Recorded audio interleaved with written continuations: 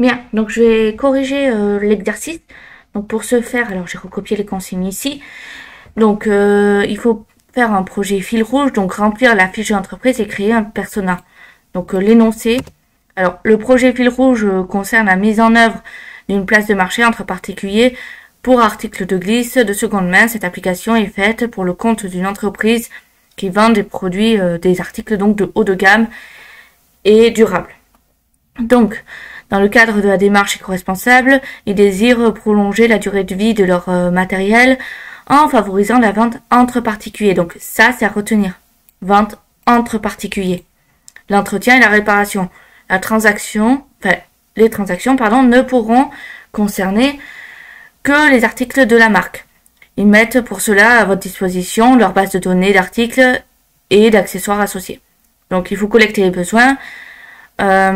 Donc ça, c'est les besoins en soi, et il faut créer 2 personas.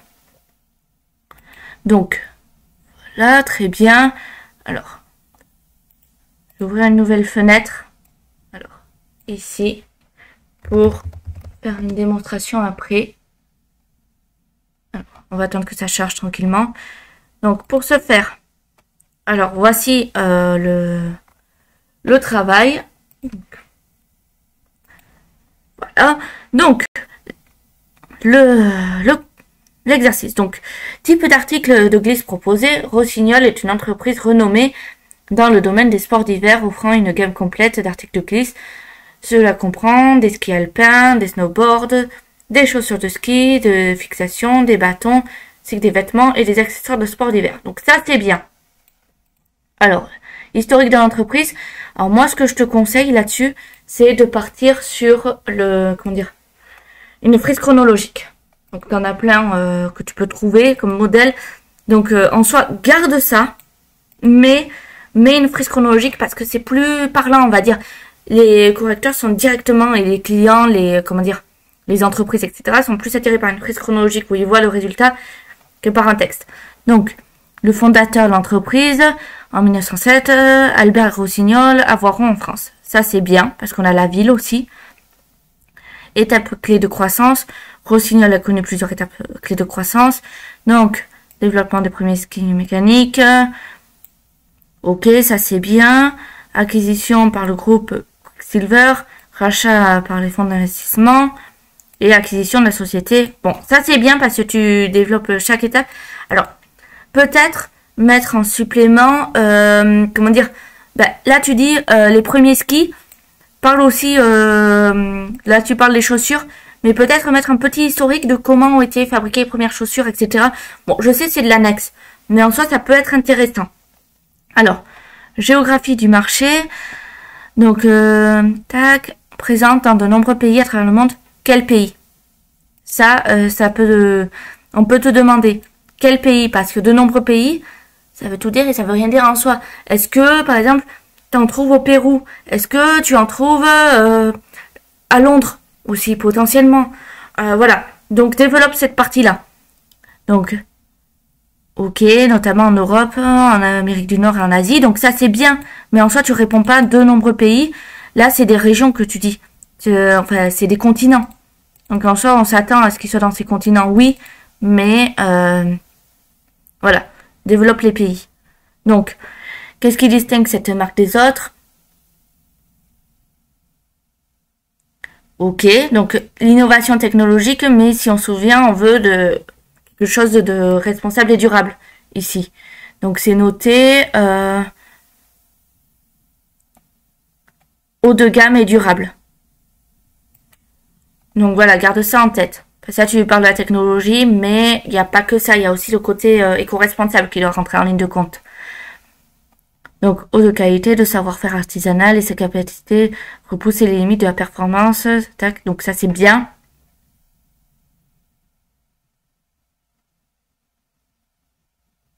Ok, ça, c'est très bien en soi. Comme je te l'ai dit, juste parle un peu de l'éco-responsabilité. Alors, persona vendeur. Manque le nom de famille ici, ça pourrait être un plus d'avoir un nom de famille. D'accord. C'est bien ça.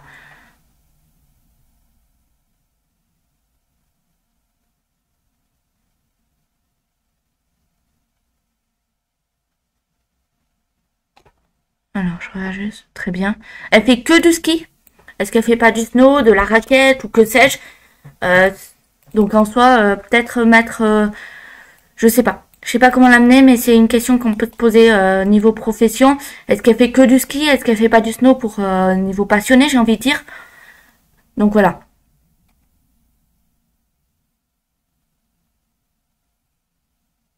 Ok. Ça, c'est bien. Alors, par contre, évite les tics de langage du style trop. Qu'est-ce qui est le trop, en fait? Quand tu mets trop, ça met en place une lignée temporelle. Et de ce fait, trop souvent, est-ce que c'est tous les jours? Est-ce que c'est tous les mois? Est-ce que c'est tous les ans? Tu vois, c'est ce genre de questions qui rentrent en ligne de compte avec les trop, et ce genre de trucs. Donc, ok, ça c'est bien. Donc, ok. Est-ce que, par exemple, tu as une idée de l'âge des autres passionnés? C'est tout le monde? Ou personne? Ou voilà. Donc ça, y penser. D'accord. Ok. Donc là, par exemple, tu parles de snowboarder. Et là, tu parles de ski. Tu vois, c'est ce genre de truc que je te disais au début. Donc, on va passer à l'acheteur. Donc, Maxime, 28 ans. Ok, il manque le nom de famille toujours. Grenoble, France. D'accord.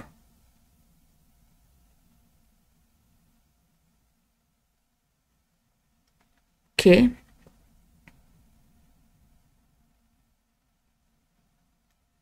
Ok. Ça, c'est bien en soi.